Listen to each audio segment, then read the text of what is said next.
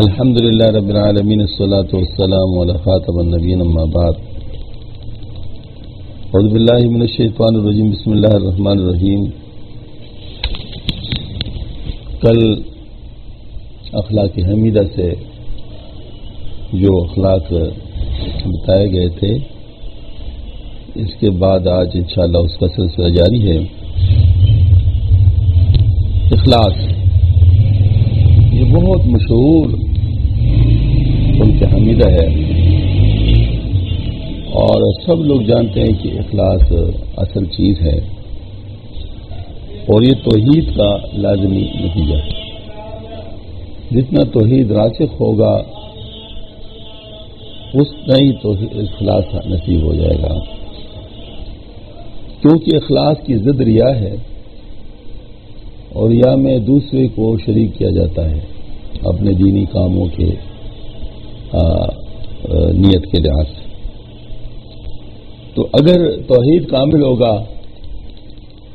تو یقیناً شرک نہیں ہوگا، اور جب شرک نہیں ہوگا تو یہ شرک نہیں ہوگا. جو اعمال کے اندر جو شرک ہے یہ بھی نہیں ہوگا. وہ ایک یقین کے اندر، ایمان کے اندر اگر شرک نہیں ہے تو عمل کے اندر بھی شرک نہیں آئے گا. تو عمل کے اندر شرک کی نفی جو ہے یہ اخلاص. جو بھی صحیح معنوں میں موحد ہوگا وہ مخلص بھی ہوگا، کیونکہ خدا کو ہم سے اخلاص مطلوب ہے. جیسے کہ ارشاد باری تعالیٰ ہے وما امروا الا لیعبدوا اللہ مخلصین لہ الدین حنفاء، اور انہیں یہی حکم دیا گیا تھا کہ عبادت کریں اللہ تعالیٰ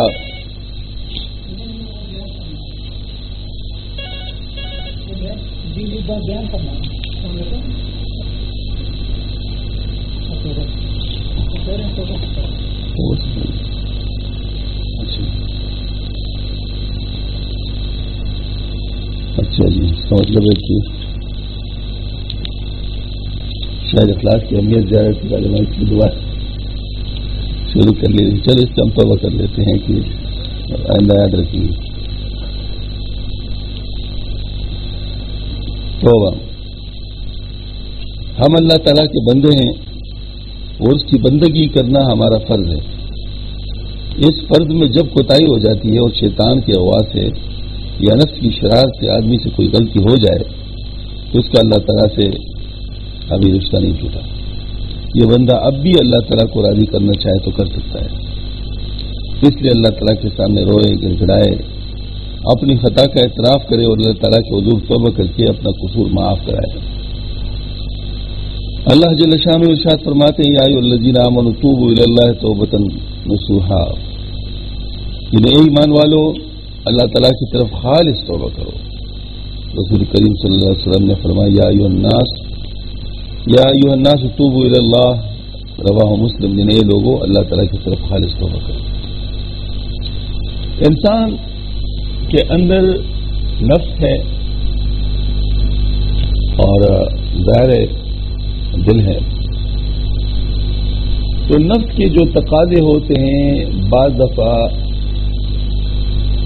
انسان نہیں چاہتا ہے، دل نہیں چاہتا، لیکن پھر بھی نفس دل پر غالب آ جاتا ہے وقتی طور پر، چاہے صحیح کوئی غلط کام کسی سے کروا دیتے ہیں.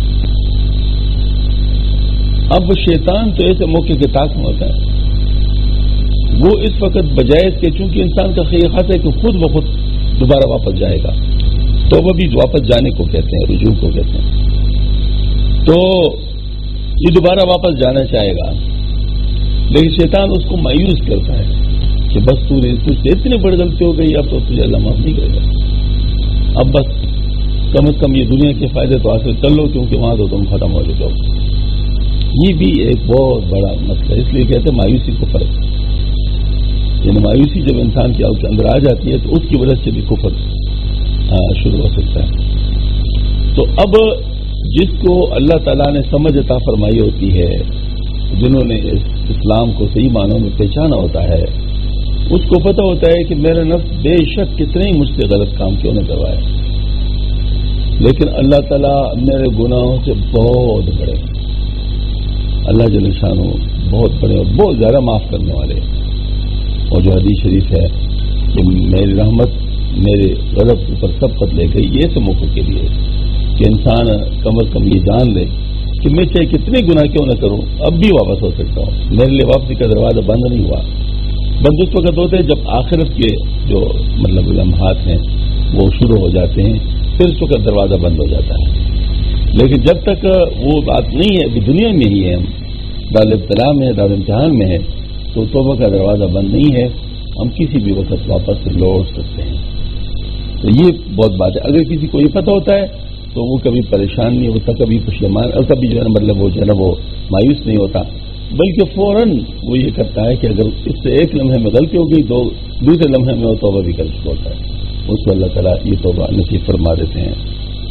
تو یہی چیز بار بار پیش کی گئی ہے, قرآن پاک میں بھی آیا ہے اور حدیث شریف میں بھی ہے. قرآن پاک میں ہے وحشی رضی اللہ تعالیٰ عنہ, جس کے ساتھ یہی وسوسہ تھا کہ جب آپ صلی اللہ علیہ وسلم کو دعوت دی تو اس نے کہا یا رسول اللہ مجھے بھی معاف کیا جا سکتا ہے, میں نے تو یہ ایسے کیے, میں نے تو یہ حرکت کی, یہ حرکت کی. تو اللہ تعالیٰ کی طرف سے آیت کریمہ ہے ولا نہیں فرمایا کہ ولا تقنطوا من رحمت اللہ ان اللہ یغفر الذنوب جميعا. اللہ تعالیٰ کی رحمت سے مایوس نہ ہو, اللہ تعالیٰ تو تمام گناہوں کو معاف کر دیتا ہے. میں نے بھی ایک دفعہ کچھ ایسی باتیں کی تھی, تو ہمارے بزرگ سے سید تسلیم الحق صاحب رحمۃ اللہ انہوں نے فرمایا کہ یہ جو فرمایا ہے کہ ان اللہ یغفر الذنوب جميعا, جميعا میرا آپ کا ہے اللہ تعالیٰ کا ہے. میں نے کہا اللہ تعالیٰ نے فرمایا تو اللہ کا ہے. فرمایا کہ اللہ جس کو جميعا کہ اس سے کوئی چیز بچ بھی سکتی ہے. تو اس وجہ سے مطلب یہ ایک مایوس نہیں ہونا چاہیے. تو توبہ کی حقیقت یہی ہے کہ انسان خطا کو یاد کر کے اس پر نادم ہو, اس گناہ کو ترک کرے, آئندہ کے لیے پختہ ارادہ کرے کہ اب نہیں کریں گے, اور خواہش کے وقت نفس کو روکنا توبہ کہلاتا ہے. توبہ کے معنی رجوع کرنے اور بات سے قرب کی جانب لوٹ آنے کے ہیں, مگر اس کے لیے بھی یہ ایک ابتدا ہے اور ایک انتہا ہے. ابتدا تو ایک قلب پر نور معرفت کی شعائیں پھیل جائیں اور دل کو اس مضمون کی آگاہی حاصل ہو جائے کہ گناہ سے میں قاتل ہے اور تباہ کر دینے والی شے ہے.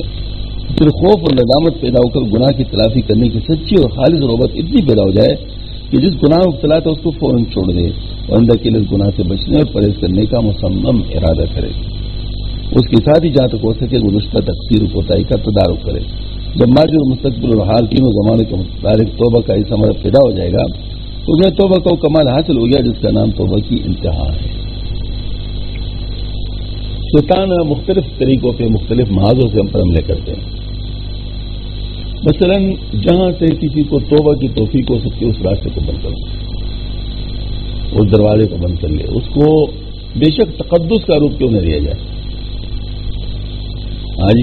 لیکن اس سے جو ہے مطلب وہ روکتے ہیں. مثلا کوئی مرد ہے وہ اس طرف آنا چاہے, داڑھی رکھنا چاہے, ظاہر یہ بھی اللہ تعالیٰ کی طرف سے توبہ کا بہت بڑا دروازہ ہے داڑھی رکھنا, تو اس کو کہیں گے کہ تو داڑھی کی حفاظت نہیں کر سکتا, پھر گناہ کرے گا, پھر داڑھی بدنام ہوگی, لہٰذا داڑھی نہ رکھو, خود کو یہ کہے گا.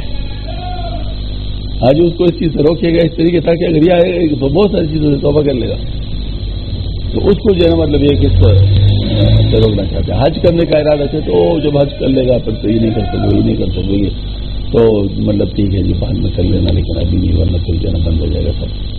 اس کو اس کاتے میں ڈال لیتے ہیں. تو حج بھی توبہ کا بہت بڑا دروازہ ہے. اس طریقے سے جو بیعت ہے, بیعت کے بارے میں بھی شیطان یہی لوگوں کو بتاتا ہے. مجھ سے بہت سارے لوگ کہتے ہیں کہ میں بیعت تو ہونا چاہتا ہوں یا ہونا چاہتی ہوں, لیکن پھر میں جو ہے مطلب یہ کہ اس کا وہ خیال نہیں رکھ سکوں گی یا رکھ سکوں گا, اور پھر جو ہے مجھ سے یہ ہوگا یہ ہوگا, تو مشکل اس وجہ سے اس لیے میں نہیں ہو رہا یا نہیں ہو رہی, ورنہ یہ کہ میرا بہت چاہتا ہے. تو میں تو کہتا ہوں کہ جن چیزوں سے تم لوگ یہ کہہ رہے ہو اس سے تو ویسے بھی رکنا لازم ہے, جس کا بیعت کے ساتھ کیا تعلق ہے. اگر تم بیعت نہ بھی ہو پھر بھی گناہ تو ہے. کیا یہ خیال ہے کہ بیعت جب ہو جائے گی پھر ہی گناہ بن جائے گا؟ یہ آپ کو کس نے کہا؟ جو گناہ ہے وہ تو ویسے بھی گناہ ہے چاہے آپ بیعت ہو یا نہ ہو. اس وجہ سے آپ بیعت ہو تو وہ تو توبہ کا ایک دروازہ ہے, تو اللہ تعالیٰ آپ کو اس سے بچائے گا, آپ کے لیے بچنا آسان ہو جائے گا. یہ بات ہے. تو جو لوگ ویسے کہتے ہیں کہ ویسے بچنا ہمارے لیے مشکل ہے, تو ہم بیعت ہو جاتے ہیں, اس سے جو ہے نا ہمارا فائدہ ہو جائے گا. تو اس کو ان کو بات سمجھ آ جاتی ہے اور کام بھی شروع ہو جاتا ہے. اللہ تعالیٰ ان کو سمجھا بھی دیتے ہیں, چلا بھی دیتے ہیں.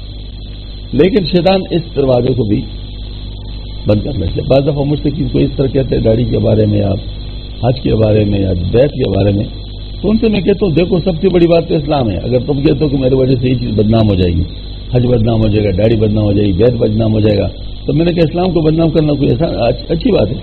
مسلمان نہیں ہو کہ اسلام بھی چھوڑ دو گے؟ تمہارے ہر عمل کی وجہ سے اسلام کے اوپر اثر آتا ہے نہیں آتا, پھر کیا کرو گے؟ اسلام ہی چھوڑ دو گے؟ اس پر سر جھکا لیتے ہیں. کیوں؟ اس کا جواب ان کے پاس نہیں ہوتا. وجہ یہ کہ شیطان چکر دیتا ہے, شیطان چکر دیتا ہے تاکہ کسی طریقے سے ایسی چیزوں سے روک دے جو توبہ کی طرف لے جا رہی ہیں. ضرورت توبہ. توبہ کے معنی اور حقیقت سمجھنے کے بعد یہ واضح ہوگا کہ توبہ ہر شخص پر واجب ہے, کیونکہ اللہ تعالیٰ تمام مسلمانوں کو مخاطب بنا کر فرماتے ہیں یا ایھا الذین آمنوا توبوا الی اللہ توبۃ نصوحا, یعنی اے ایمان والو اللہ تعالیٰ کی طرف خالص توبہ کرو, کیونکہ توبہ کی حقیقت یہ ہے کہ گناہوں کو اخروی زندگی کے لیے سمیقات اور مہلک سمجھے, ان کے چھوڑنے کا عزم کر لے. اور اتنا مضمون ایمان کا جز ہے, اس لیے ہر مومن پر اس کا واجب اور ضرور ہونا تو ظاہر ہے. چنانچہ اللہ تعالیٰ نے ارشاد فرمایا فمن تاب من بعد ظلمه واصلح فان اللہ یتوب علیہ. مطلب اس کی آیت کریمہ کا یہ کہ جو شخص قاعدہ شریعت کے موافق اپنی زیادتی یعنی گناہ کرنے کے فوراً کے بعد توبہ کر لے اور آئندہ کے اعمال کی درستگی کرے, ان تمام برائی کو چھوڑ دیں, شریعت کے مطابق کام کرے اور توبہ پر قائم رہے, تو بے شک اللہ تعالیٰ اس کے حال پر رحم کے ساتھ توجہ فرمائیں گے کہ توبہ سے پچھلے گناہ معاف فرما دیں گے اور توبہ پر استقامت عطا فرما کر مزید اعانت فرما دیں گے.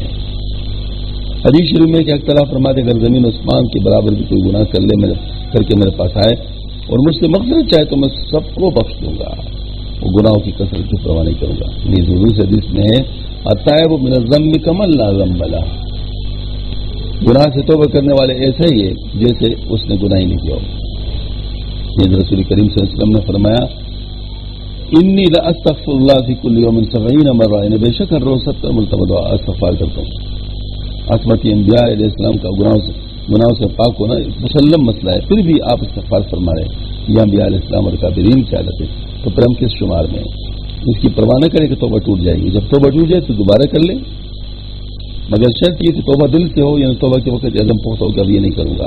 اس طرح توبہ کر کے اگر 100 مرتبہ بھی توبہ ٹوٹے تو کچھ پرواہ نہیں ہے, ہر دفعہ پھر توبہ کرتے رہیں, خدا تعالیٰ کے مقبول والے اور اہل طاعت میں شمار ہوں گے.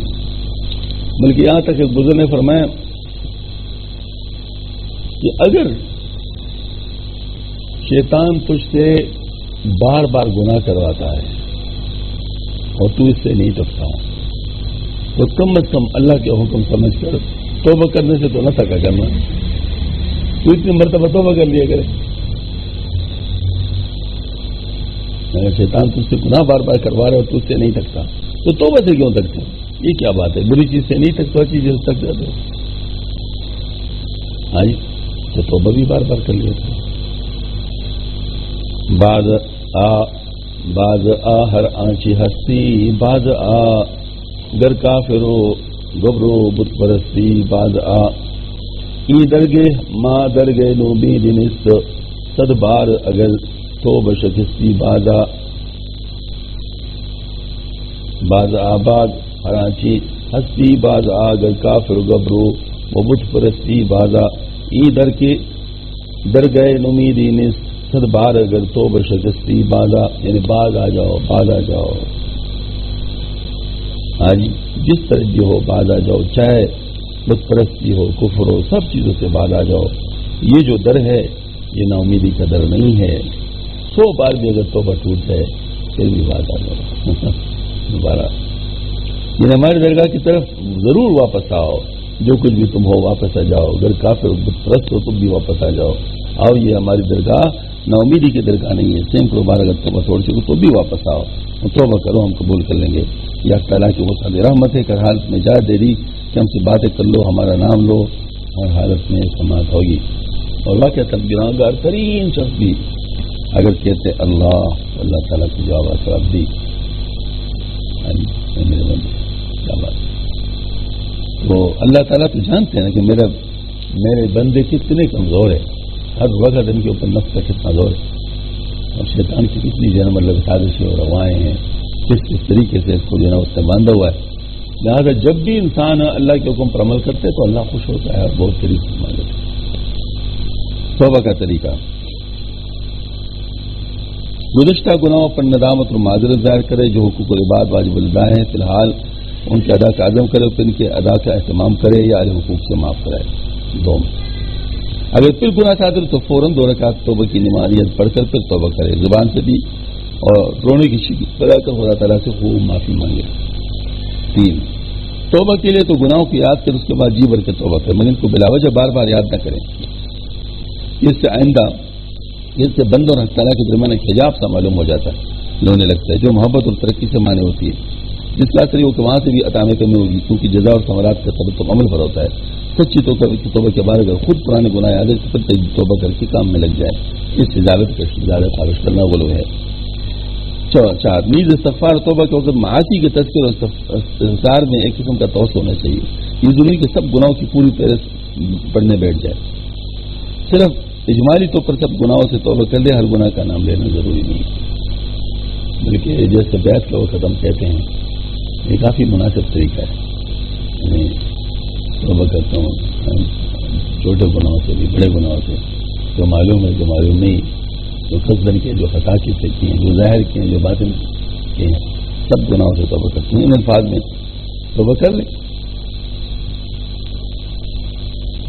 حدیث میں ہے وَمَا أَنْتَ أَعْلَمُ بِهِ مِنِّي، اور اس کے گناہ سے بھی توبہ کرتے ہو جس کو آپ مجھ سے زیادہ جانتے ہیں. اور فرمایا رسول کریم صلی اللہ علیہ وسلم وَأَتُوبُ إِلَيْهِ مِنَ الذَّنبِ الَّذِي أَعْلَمُ مِنَ الذَّنبِ الَّذِي لَا أَعْلَمُ. میں اس گناہ سے بھی توبہ کرتا ہوں جس کو میں جانتا ہوں، میں اس گناہ سے توبہ کرتا ہوں جس کو میں نہیں جانتا.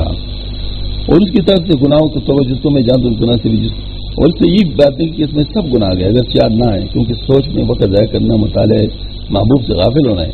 البتہ جو خود یاد آئے جو اس سے بالخصوص توبہ کرے. خواہ مخواہ قریت کر تلاش کرنے خود ایک ایسا مشغلہ ہے جو حضور سے مانے، بس سب گناہوں سے توبہ کر کے اپنے کام میں لگ جائیں، کیونکہ مقصود بذات اللہ تعالیٰ کی یاد ہے، نہ کہ گناہوں کی یاد.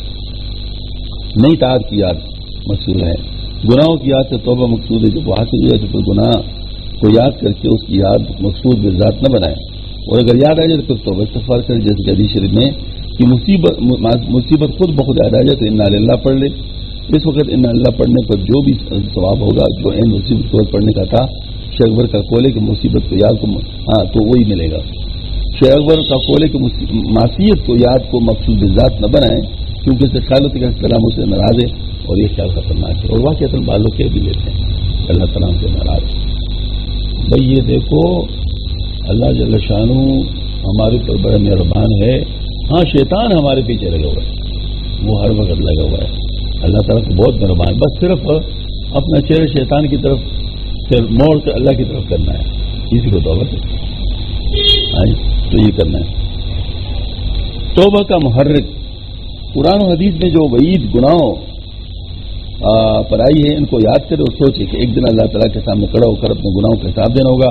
نیز اللہ تعالیٰ کے جو ہمارے اوپر احسانات ہیں اور جو نعمت عطا فرمائی ہیں ان کو یاد کر کے سوچے کہ ہم کتنے کمینے ہیں کہ ایسے رب جو ہمارے فائدے کے لیے گناہوں سے روکتا ہے اور ہم ہر حالت میں اس کے محتاج ہے، اس کو تو ناراض کرتے ہیں. اپنے دشمن جس نے ہماری دشمنی میں اپنا سب کچھ کھویا ہے، یعنی شیطان، اس کی بات مانتے اس سے گناہ پر دل میں سوزش اور ندامت پیدا ہوگی. یہی توبہ ہے. اس وجہ سے توبہ کرنے میں دیر نہیں کرنا چاہیے،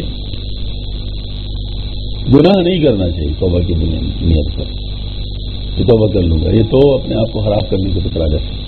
کیونکہ خدا نہ خواستہ اگر توبہ کرنے سے پہلے موت آ گئی تو پھر کیا کریں گے؟ ظاہر ہمیں کیا پتا کہ توبہ کرنے تک ہم جی رہے ہوں گے، تو وہ تو مطلب ظاہر ہمارے مطلب وہ نہیں. البتہ یہ بات ہے کہ اگر قصدن نہیں، مطلب اگر ویسے گناہ ہو گیا جیسے مطلب نفس کی خواہش سے ہوتا ہے، شیطان کی وسوسے سے ہوتا ہے، گناہ ہو گیا تو گناہ کو گناہ سمجھ کر اس سے فوراً رجوع کرنا اور توبہ کرنا یہ لازم ہے. بس یہ اتنی سی بات ہے. تو اگر ایسا کر لے تو پھر کوئی حرج نہیں. محبت اللہ تعالیٰ نے ارشاد فرمایا یحبہم ویحبونہ، اور اللہ تعالیٰ ان کو دوست رکھتا ہے اور وہ اللہ تعالیٰ کو دوست رکھتا ہے.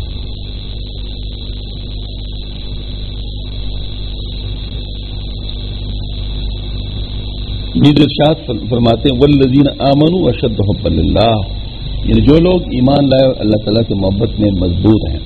اور رسول کریم صلی اللہ علیہ وسلم نے فرمایا من احب لقاء اللہ احب اللہ لقائہ ومن کرہ لقاء اللہ کرہ اللہ لقاءہ، متفق علیہ. یعنی جو اللہ تعالیٰ کی ملاقات کو پسند کرتا ہے اللہ تعالیٰ اس کی ملاقات کو پسند کرتا ہے، اور جو اللہ تعالیٰ کی ملاقات کو ناپسند کرے اللہ تعالیٰ اس کی ملاقات کو ناپسند کرتا ہے. حقیقت محبت طبیعت کا ایسی چیز کی طرف مائل ہونا جس سے لذت حاصل ہو محبت کہتا ہے. یہی میلان اگر کبھی ہو جائے تو اس کو اسی کو عشق کہتے ہیں. یعنی اس کی محبت کی حقیقت یہ ہے طبیعت کا ایسی چیز کی طرف مائل ہونا جس سے لذت حاصل ہو محبت کہتے ہیں. یہی میلان اگر کبھی ہو جائے تو اس کو عشق کہتے ہیں.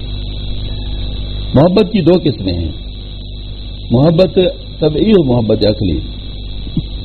محبت طبعی اختیاری نہیں ہے، اس کا ہو جانا اس کی بقا یہ بالکل غیر اختیاری ہے، اور غیر اختیاری کام بعض اوقات پائیدار نہیں ہوتا، لہذا محبت طبعی معمور بھی ہی نہیں.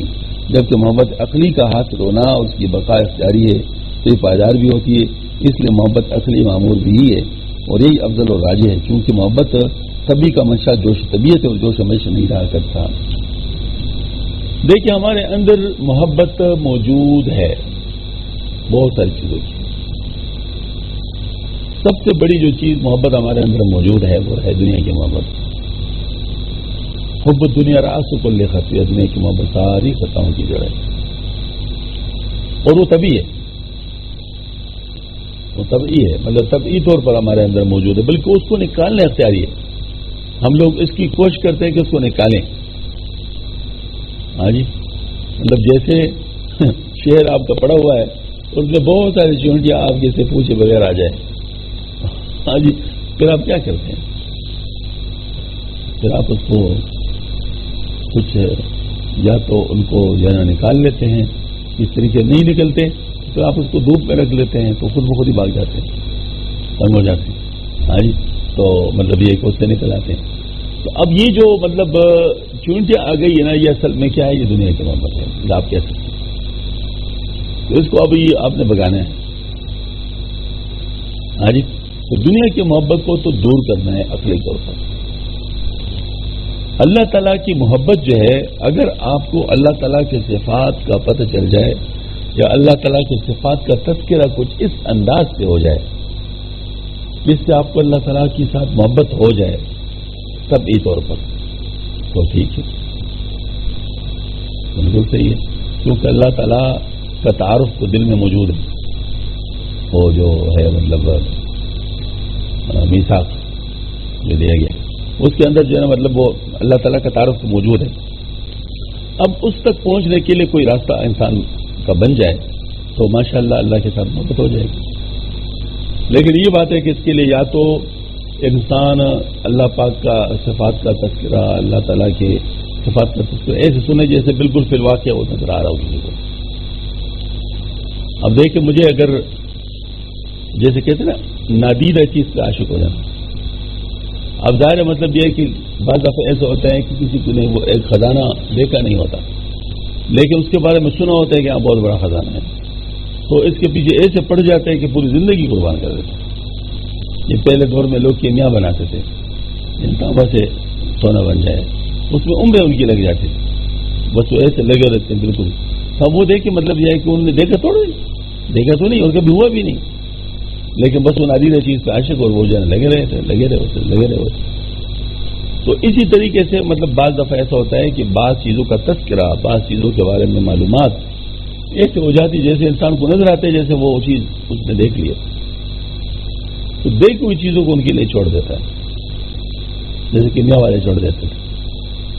دیکھے بچے اپنے اولاد کو چھوڑ دیتے، اپنے رشتے داروں کو چھوڑ دیتے، اپنے دوستوں کو چھوڑ دیتے ہیں، اسی کے پیچھے لگ جاتے ہیں، حالانکہ تو دیکھی ہوئی چیزیں پیسے بھی اس پر لگاتے تھے. تو مقصد میرا یہ ہے کہ یہ جو نا مطلب اس طرح ہوتا ہے کہ بعض دفعہ یعنی اس طرح تذکرہ ہو جاتا ہے کہ اب اگر اس طرح تذکرہ سے ہو جائے تو سبحان اللہ بڑی بات. یا پھر کچھ اللہ والوں کے ساتھ اس کی ملاقات ہو جائے جن کے دل کے اندر اللہ کی شریر محبت موجود ہو، ان کے دل کے اثر کی وجہ سے انسان کے دل میں اللہ تعالیٰ کی محبت آ جائے. یہ بھی ایک مطلب طریقہ ہے. لیکن اگر مجھے معلوم ہے کہ اس طریقے سے اللہ کی محبت حاصل ہوتی ہے اور میں پھر اس طرح کر لوں کہ میں ان طریقوں کو اختیار کرنے لگوں تو اس میں کیا چیز ہے؟ اختیار کرنے لگوں. تو اس کا مطلب کیا ہوا؟ اب میری ابتدا جو ہے اس کی وہ تو اختیاری ہے، لیکن اس کے بعد جو اس سے ثمرہ پیدا ہوتا ہے وہ میرے اختیاری نہیں ہے، وہ اختیاری نہیں ہے، وہ طبعی اس کے اندر جو جیسے میں کسی کے تذکرہ سن لیتا ہوں اس طرح بات ہے نا. تو اب یہ بات ہے کہ مجھے پتا ہے کہ بھائی فلاں شخص اس طرح بیان کرتا ہے، اس طرح بات کرتے ہیں، ان کی مجلس میں بیٹھ کر آدمی کو یہ فائدہ ہو جاتا ہے. تو چلو میں گیا تو اپنے ارادے سے، لیکن جس وقت میں نے ان کو سنا تو وہ جو چیز آ گئی وہ تو پھر اس کو جسرات ہے وہ تو غیر اختیاری طور پہ آ گئے. تو اب یہ کہ ہے تو یہ چیز غیر اختیاری لیکن اختیاری طریقے سے آ سکتا ہے، لہٰذا اس کا آنا اختیاری ہے، اس کا لانا اختیاری ہے. بعد میں جو ہے مطلب یہ ہے کہ وہ جو اس کے اثرات ہوتے ہیں وہ غیر اختیاری ہے. بالکل ایسی ہے جیسے آپ سے سب نے فرمایا کہ تم جنت اپنے عمل سے نہیں جا سکتے ہو بلکہ فضل سے، اللہ تعالیٰ کے فضل سے جاؤ گے. تو اللہ تعالیٰ کا فضل تو غیر اختیاری ہے، لیکن جو ہے نا مطلب فضل کے جو ذرائع اختیار کرنے ہیں وہ تو اختیاری ہے. لہٰذا ہم اختیاری ذرائع کو اختیار کر کے اس غیر اختیاری چیز کو حاصل کر لیتے ہیں. تو یہاں پر بھی اللہ کی محبت کو حاصل کرنے کے لیے جو اختیاری ذرائع جو اختیاری ذرائع ان کو استعمال کر کے ہم اس کی غیر اختیاری محبت کو حاصل کریں. اسی کے لیے ہم نے ایک کتاب لکھی جس کا نام ہے پیغام محبت. اسی موضوع پر ہے اور اسی بنیاد پر ہے، وہ یہی سوچ کر لکھی گئی کہ اگر کسی میں ذرا پر بھی کوئی مادہ ہوگا تو ان کو پڑھ کر وہ ماشاءاللہ ان کو یہ انگیخت ہو جائے گا، چلنا شروع کر لیں گے ہے شاعری میں. لیکن بہرحال یہ ہے کہ وہ چیز الحمدللہ کئی لوگوں کو اس سے فائدہ ہوا. تو اس میں یہی چیز ہوتی ہے کہ انسان کو ابتدا میں تو اختیاری طور پہ کرنا ہوتا ہے، پھر بعد میں غیر اختیاری محبت حاصل ہو جاتی ہے. اسباب محبت کے 3 سبب ہوا کرتے ہیں، یا تو یہ کوئی ہم پر احسان کرتا ہو اور اس کے احسان کی وجہ سے ہمیں اس سے محبت ہو، یا کہ وہ دیہات حسین و جمیل ہو اور اس کے حسن و جمال کی وجہ سے اس کی طرف میلان خاطر ہو، یا اس میں کوئی ایسے کمال پائے جاتے ہو کہ وہ کمال باعث محبت ہو. سو انعام الوال و حسن الجمال و فضل الکمال علی وجہ الکمال اللہ تعالیٰ میں پائے جاتے ہیں. تو جب یہ کمالات باقی ہے تو اس وقت محبت بھی واقع رہے گی، اور محبوب حقیقی کمالات ختم نہیں ہو سکتے تو اس کی محبت بھی ختم نہیں ہوگی. اور چونکہ اللہ تعالیٰ کے سوا کوئی بھی بذات کمالات نہیں رکھتا، اس لیے کاملین کو اللہ تعالیٰ کے سوا کسی سے محبت حاصل نہیں ہو سکتی. ہاں جب طبعی یعنی عشق غیر خدا سے بھی ہو سکتا ہے، اور خدا تعالیٰ کے ساتھ جس کا محبت کا عمل ہے وہ جب وہ حب عقلی ہے نہ کہ طبعی. اس لیے نصوص میں حب طبعی یعنی عشق کا عنوان کہیں مذکور نہیں ہے بلکہ جا بجا حب کا ذکر ہے. اس سے معلوم ہوا کہ حب طبعی مطلوب نہیں ہے بلکہ حب عقلی مطلوب ہے. اس کا مطلب یہ نہیں کہ حب عقلی والوں یعنی کاملین کو حب طبعی نہیں ہوتی، بلکہ مطلب ہے کہ غلبہ حب عقلی کو ہوتا ہے. باقی جن پر جب حب عقلی ہوتا ہے بعض اوقات ان میں حب طبعی بھی لوگوں سے زیادہ ہوتی ہے، جس پر محبت طبعی کا غلبہ ہو جاتا ہے، مگر وہاں محبت طبعی پر حب عقلی غالب ہوتی ہے، اس لیے جوش دبا رہتا ہے. لیکن ظاہر ہے کاملین پر بھی حب طبعی کا غلبہ ہو جاتا ہے. بعض کاملین حب طبعی اور حب عقلی دونوں کے جامع ہوتے ہیں، مگر میں غلبہ حب عقلی کو ہوتا ہے، اور ناقصین میں حب طبعی کا غلبہ ہوتا ہے. یہ کوئی کمال مطلوب نہیں بلکہ محبوب ضرور ہے، اور جو دونوں سے کھو رہا ہے وہ خطرے میں ہے. بس محبت کا ہونا ضروری ہے، بغیر محبت کے صرف طاعت و عبادت کافی نہیں، کیوں کا بھروسہ نہیں ہے. اسباب محبت، یہ اسباب محبت جو ہے نا یہ بتایا گیا کہ اس کے 3 سبب ہوا کرتے ہیں. یعنی یا تو ہم پر کوئی احسان کر دے، یا کوئی بہت حسین و جمیل ہو، یا یہ کہ وہ بہت صاحب کمال ہو. تو اگر ہم لوگ علمی طور پر دیکھیں تو اللہ تعالیٰ کے ہمارے اوپر جتنے احسانات ہیں کسی اور کے نہیں. اللہ تعالیٰ نے سب حسینوں کو پیدا کیا تو خود کیسے حسین ہوں گے، اور ظاہر اللہ تعالیٰ نے سارے اہل کمال کو پیدا کیا تو کتنا کمال اس کے پاس ہوگا. لہذا جب یہ تینوں چیزیں سب سے زیادہ اللہ تعالیٰ کے پاس ہے تو عقلی طور پر تو یہی تقاضا پیدا ہوگا کہ میں اسی کی وجہ محبت کروں، اسی کو بیعقلی کہتے ہیں. اور یہ بیعقلی جو ہے نا ہمیشہ رہے گی. اس کی وجہ کیا ہے کہ اللہ تعالیٰ کے جس وجہ سے ہوا ہے وہ چیزیں دائمی ہیں. اللہ تعالیٰ کے کمال بھی دائمی ہے، جمال بھی دائمی ہے، احسان بھی دائمی ہے، لہٰذا یہ کبھی بھی ختم نہیں ہوگی. بس وہ عقلی کو جس کو ہو جائے وہ بقا رہتا ہے، وہ کوئی ایسے وقتی چیز نہیں ہوتی، بلکہ اگر ہو جائے تو پھر چلتا رہتا ہے. اس لیے میں اکثر کہا کرتا ہوں کسی نے غالب کا شعر کہا کہ عشق پر زور نہیں ہے یہ وہ آتش غالب کہ لگائے نہ لگے اور بجھائے نہ بنے. تو میں نے اس کو تبدیل کیا, میں نے کہا عشق پر زور نہیں ہے وہ آتش غالب کہ لگائے تو لگے اور بجھائے نہ بنے. مطلب یہ ہے کہ اس کے لیے کوشش کی جا سکتی ہے, جب ہو جائے تو پھر یہ کبھی ختم نہیں ہوتا. تو یہ اصل میں حب عقلی کا مسئلہ ہے. اگر کسی کو یہ سمجھ نہ آ جائے تو اس کو ناممکن نہ سمجھے, کیونکہ عقلی طور پر جو چیز ہوتی ہے وہ ممکن ہوتا ہے. ہاں جی, تو یہ مطلب ممکن ہوتا ہے. اور ظاہر مطلب یہ ہے کہ جب حب عقلی کسی کو حاصل ہو جاتا ہے اس کے بعد میں نے عرض کیا نا کہ اس کا جو حب طبی والا حصہ ہے وہ بھی ان کو حاصل ہو جاتا ہے, بعض لوگوں سے اور لوگوں سے زیادہ حاصل ہو جاتا ہے. لہٰذا حب عقلی حاصل کرنا چاہیے, اس کی وجہ سے حب طبی بھی نصیب ہو جاتا ہے. اور حب طبی میں یہ بات ہوتا ہے کہ اس میں جوش ہوتا ہے, جذبہ ہوتا ہے, اور حب عقلی میں اثر ہوتا ہے اور فاعلیت ہوتی ہے, اس سے کام ہوتا ہے. ہاں جی, اور وہ کنٹرول میں ہوتا ہے. مطلب یوں کہہ سکتے ہیں کہ حب طبی اگر ایٹم بم کی طرح ہے تو حب عقلی ایٹمی ریئیکٹر کی طرح ہے, یعنی اس کی انرجی جو ہے مطلب اس کو ہم استعمال کر سکتے ہیں. حب طبی کی انرجی بعض دفعہ استعمال نہیں ہوتی, اس ذریعے سے تباہی بھی آ سکتی ہے. لہذا اس کو کنٹرول کرنے کی صورت مطلب انسان کو قابو کرنا چاہیے. خدا کی محبت کو حاصل کرنے کا طریقہ, اللہ تعالیٰ کے کمالات و اوصاف و انعامات کو یاد کرے اور سوچے, احکام شریع کی بجاوری کرے اور کثرت ذکر اللہ سے غیر اللہ کی محبت دل سے نکال کر اللہ کی محبت کو دل میں داخل کرے. اتباع سنت اللہ تعالیٰ کی محبت بلکہ محبوبیت کا باعث ہوتا ہے, جیسے کہ ارشاد باری تعالیٰ ہے قل ان کنتم تحبون اللہ فاتبعونی یحببکم اللہ. اس میں لوگوں کے لیے جو اللہ تعالیٰ کی محبت حاصل کرنا چاہتے ارشاد فرمایا گیا ہے تو اتباع سنت کرے تو ان کو محبوب بنا دیا جائے گا. حضرت ثانی رحمۃ اللہ ایک دفعہ فرمایا کہ میں آپ کو کامیابی کا طریقہ بتا دوں. لوگوں نے کہا ضرور. تو حضرت نے فرمایا محبت کی پڑیا کھا لو. لوگوں نے پوچھا محبت کی پڑیا کہاں سے ملتی ہے؟ اور حضرت نے فرمایا محبت کی دکانوں سے. اس کا مختصر یہ حضرت کا مطلب یہ تھا کہ محبت کامیابی کا اصل مدار ہے جس کا حضور اللہ تعالیٰ کے محبوب بندوں کے در پر ہوتا ہے. بس اللہ کے ساتھ تعلق جوڑنے سے یہ نعمت حاصل ہو جاتی ہے. محبت ایک طاقت ہے, محبت ہی عمل میں قوت پیدا کرتی ہے. سلوک میں اعمال اور محبت کو جمع کیا جاتا ہے تو اس سے کامیابی ہوتی ہے. مثلا ایک ریل گاڑی کے پہیے ہیں اور لائن پر کڑی ہے لیکن انجن میں بھاپ نہیں, تو اس انجن کو صرف دھکے کے ذریعے کہاں چلایا جا سکتا ہے؟ اس میں لائن شریعت کی مثال ہے, پہیے دوسرے ذرائع ہیں اور باپ محبت کی طرح ہے. بس اگر محبت ہو تو دوسرے ذرائع راستہ اس کو طے کرنے میں کافی مدد دیں گے. اس صورت میں گاڑی کو لائن پر ہو تو مسافت بہت جلدی قطع ہوگی, اگر لائن پر نہ ہو تو زبردست تباہی کا ذریعہ بنے گی. بس اگر محبت ہو اور شریعت کا پاس نہ ہو تو انسان گمراہ کرنا سارا کی طرح گمراہیوں کے گٹاٹوپ اندھیروں میں ختم ہو سکتا ہے. محبت قاطع و ثابت ہے. محبت میں انسان محبوب میں فنا ہو جاتا ہے, اس کو اپنی ہوش ہی نہیں ہوتی. اس کو صرف اس سے سرکار ہوتا ہے کہ میرا محبوب مجھ سے خوش ہے یا نہیں. بس وہ اپنے محبوب کو خوش رکھنے کی میں اتنا مگن ہوتا ہے کہ اس کو راستے کی مشکلات پریشان نہیں کرتی. محبت کو حاصل کرنے کا طریقہ, محبت طبی کا حاصل ہونا غیر اختیاری ہے اور محبت عقلی کا حاصل کرنا اختیاری ہے. اس لیے محبت عقلی کو حاصل کرنے کی کوشش کرنی چاہیے کیونکہ غیر اختیاری چیزوں کے در پہ ہونا پریشانی کے علاوہ اور کچھ نہیں آتا.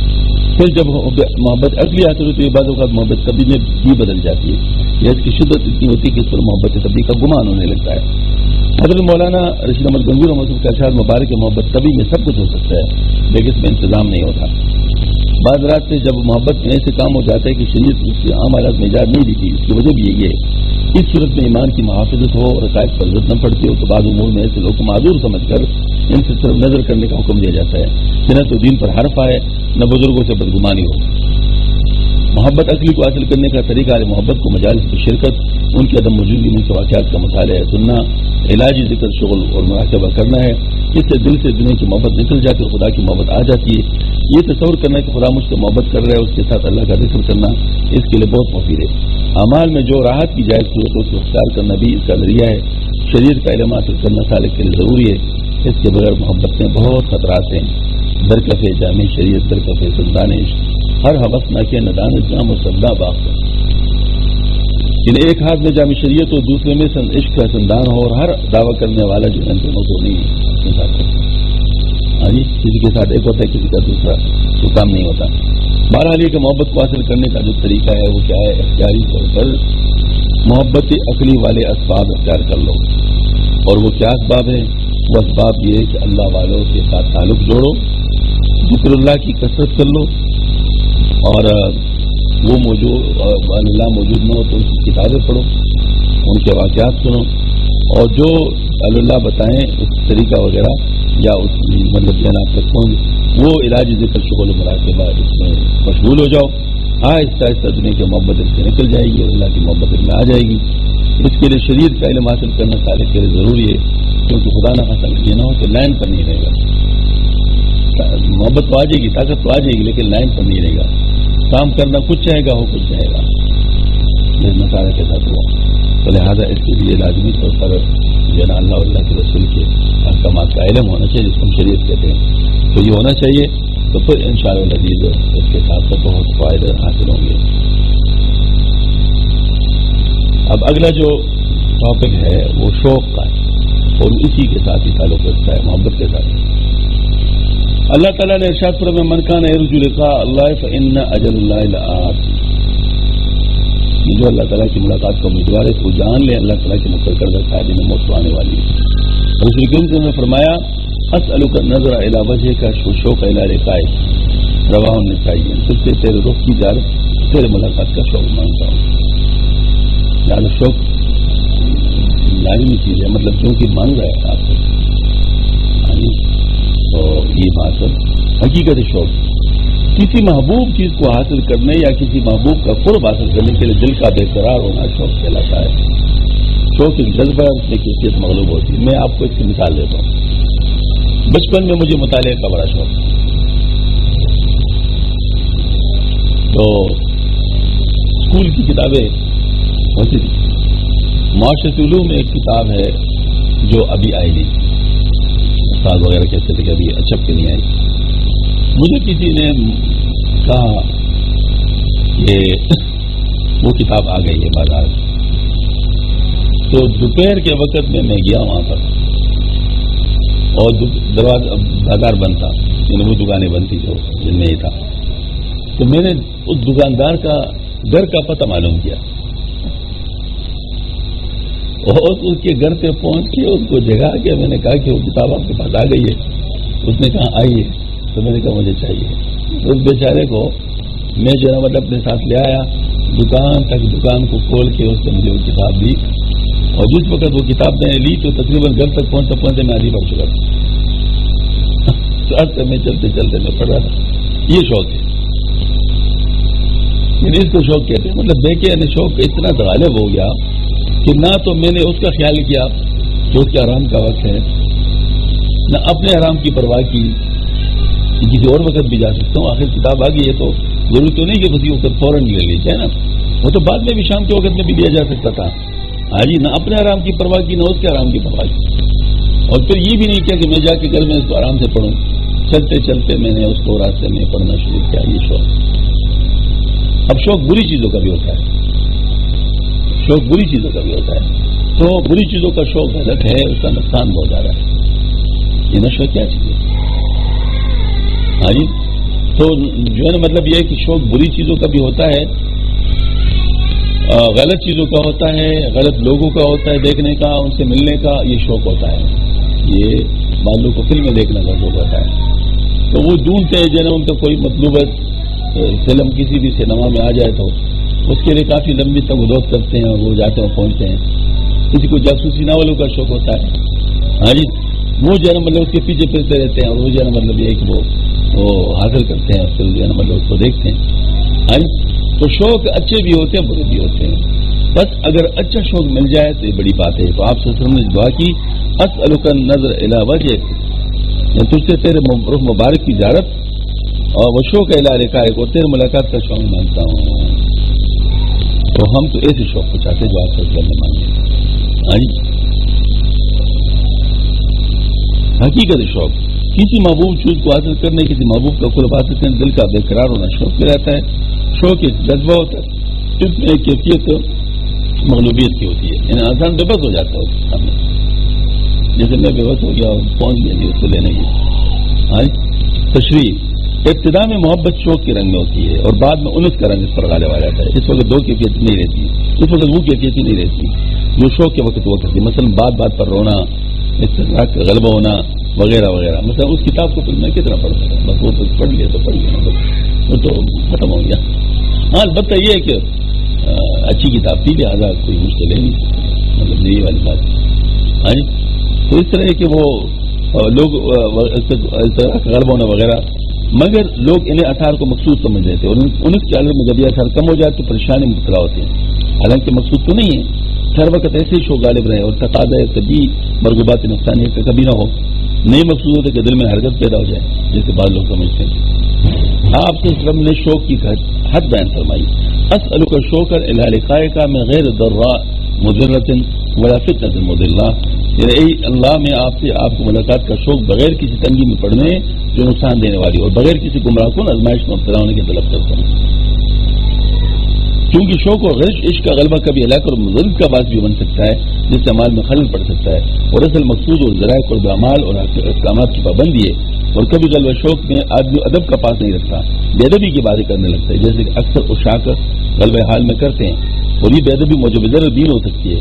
وہ غلبہ کی حالت میں معاف ہے وہ کمال نہیں. اور آپ صلی اللہ علیہ وسلم ادب اور طاعت اور محبت کے جامع، اس لیے یہ مذکورہ والا دعا فرمائی. تو شوق کو مطلب ظاہر ہے کہ اس حد تک رکھنا چاہیے جس حد تک مفید ہے. اول تو کس چیز کا شوق، یہ بذات خود ایک سوال ہے. وہ تو جیسے آپ سے نے فرمایا اسی کا شوق ہونا چاہیے. دوسرا یہ کہ کس حد تک، تو جیسے آپ سے نے فرمایا اس حد تک ہونا چاہیے جس طرح آپ سے نے فرمایا. تو ایک ہم آپ صلی اللہ علیہ وسلم کے پیچھے پیچھے ہیں نا، تو لہٰذا اس مسئلے میں بھی آپ صلی اللہ علیہ وسلم کے پیچھے پیچھے ہوں گے. اور آپ صلی اللہ علیہ وسلم نے اس طریقے سے شوق کو مطلب حاصل کرنے کی طلب ظاہر کی ہے، ہم بھی کریں گے لیکن اتنا جتنا کہ آپ صلی اللہ علیہ وسلم نے مطلب فرمایا. شوق حاصل کرنے کا طریقہ محبت الہی کے ساتھ شوق خود بخود پیدا ہو جاتا ہے، کیونکہ محبت کے لیے شوق لازم ہے. مطلب یہ اس کا سائڈ افیکٹ ہے. تو بہرحال ٹھیک ہے، اللہ تعالیٰ ہم سب کو نصیب فرمائے. تو یہ ٹاپک جیسے میں نے پہلے بتایا تھا کہ یہ ایسے ٹاپکس ہیں جس میں کافی کچھ کہنے کی ضرورت ہوتی ہے اور جو کہا جائے اس کو سمجھنے کی بھی ضرورت ہوتی ہے.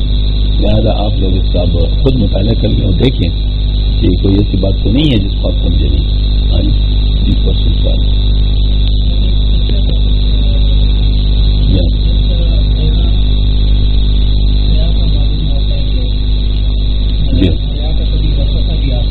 جی.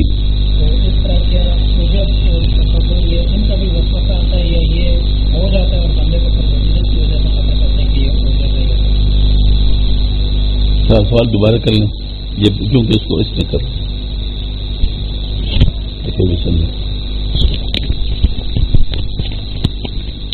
جس طرح ریا کا وسوسہ آ سکتا ہے انسان کو، تو اس طرح عجب تکبر یا ان کا بھی وسوسہ آ سکتا ہے، یا وہ پہلے ہو جاتا ہے گناہ اس کے بعد بندے کو بصیرت کی وجہ سے پتہ چلتا ہے کہ یہ عجب ہے یا تکبر؟ جی ہاں، جو لوگ ڈرتے ہیں ان چیزوں سے ان کو وسوسہ آ سکتا ہے. مثلا جیسے کہ میں نے عرض کیا کہ جو بیمار ہونے سے ڈرتے ہیں تو جب کسی میڈیکل کتاب کو پڑھتے ہیں تو اس کے اندر جب بیماروں کے حالات دیکھتے ہیں تو ان کو اپنے حالات پر منطبق کر کے ڈر جاتے ہیں کہ یہ بیماری تو مجھ میں بھی ہے، حالانکہ بیماری ان کو ہوتی نہیں. جب ڈاکٹر کے پاس جاتے ہیں وہ ان کو تسلی دیتے کہ بھائی فلاں فلاں اگر اس کی علامت ہے تو فلاں فلاں نہیں ہے، لہٰذا یہ چیز نہیں ہے. ہاں جی، تو یہ جو ہے مطلب یہ ہے کہ یہ بھی ہو سکتا ہے کہ ان کو تکبر جو ہوتا ہے اس میں جو متوازہ ہوگا وہ ذرہ بر بھی اس بات سے ڈر سکتا ہے کہ کہیں میں کوئی ایسی حرکت نہ کروں. تو کبھی کبھی اپنے معمول کے حرکات کو بھی وہ شک اس کو پڑ سکتا ہے کہ یہ کہیں میں تکبر تو نہیں کیا. میں نے آپ سے اب مثال بھی دی کہ آپ سے سر مبارک بالکل نیچے نیچے جا رہا تھا حتیٰ کہ سواری کے اوپر لگ جاتا تھا، کیونکہ اس بات ڈر سے کہ کہیں مطلب وہ اس موقع پہ جو تکبر ہوتا ہے مجھ میں نہ ہو. اس طرح عجب کے وسوسے کی وجہ سے بعض دفعہ جو ظاہری طور پر ظاہر کرنا ہوتا ہے وہ بھی لوگ ظاہر نہیں کر لیتے اور ملامتی بن جاتے ہیں. ہاں جی، تو مطلب یہ ہے کہ یہ اس کے مطلب سائڈ افیکٹس ہیں، لیکن بہرحال جب شیخ کامل کے ساتھ ہوتے ہیں وہ ان کو صحیح صورتحال بتا دیتے ہیں اور اس کو اتنا ہی رکھتے ہیں جتنا کہ مطلب وہ ضروری ہوتا ہے. توبہ سے متعلق ایک سوال تھا کہ بعض گناہوں کا تو چلو بندے کو پتہ ہوتا ہے کہ میں نے گناہ کیا ہے، اگر وہ بندہ توبہ کرنا چاہتا ہے تو اس کے اوپر تو وہ توبہ کر لے گا، لیکن بعض گناہ ایسے ہوتے ہیں کہ وہ اس کو تو پتہ ہی نہیں ہوں گے کہ یہ تو مطلب گناہ ہے، تو اس کی توبہ کا کیا طریقہ ہے؟ تو ابھی بتا دیا نا کہ آپ صلی اللہ علیہ وسلم نے جو دعا مانگی تھی کہ اللہ میں ان گناہوں سے بھی توبہ کرتا ہوں جن کو میں جانتا ہوں اور ان گناہوں سے بھی جو میں نہیں جانتا، تو توبہ تو اس طرح کر لے. باقی یہ بات ہے کہ علاوہ وجہ بصیرت کسی چیز کو حاصل کرنے کے لیے ظاہر اس کے جو ذرائع ہیں وہ جب انسان اختیار کرتے ہیں تو آہستہ آہستہ ان چیزوں کی بصیرت حاصل ہوتی ہے. تو ان گناہوں کو بھی جو انسان پہلے گناہ نہیں سمجھ رہا ہوتا وہ گناہ پھر سمجھنے لگتا ہے، اس کو پتہ چل جاتا ہے. تو جس وقت پتہ چل گیا تو اس کو تو جان کر گناہ والے اس میں شامل کر کے اسے توبہ کر لیتے ہیں، اور جب تک پتہ نہیں ہے تو بغیر انجانے والے گناہوں میں شامل کر کے ان سے توبہ ہوتا ہے. بعض اوقات کوئی گناہ کا کام کرتے وقت انسان کو یہ پتہ چل جاتا ہے کہ یہ گناہ ہے، لیکن اس کو یہی پتہ ہوتا ہے کہ اس سے رکنا بھی ہے، تو مطلب کچھ ایک کنفیوژن اسٹیٹ میں ہوتا ہے. تو یا اس میں پھر دو ہی آپشن ہوتے ہیں، یا وہ گناہ کر لیتا ہے یا اس سے وہ بچ جاتا ہے. تو پھر ایسی گناہوں کا پھر توبہ کا کیا طریقہ ہوگا؟ ایسے حالات میں کیا کرنا چاہیے؟ جب بچ گیا تو کام ہو گیا، جب خدا نخواستہ گناہ ہو گیا تو فوراً توبہ کرے. گناہ کا تو پتہ چل گیا نا کہ گناہ ہے.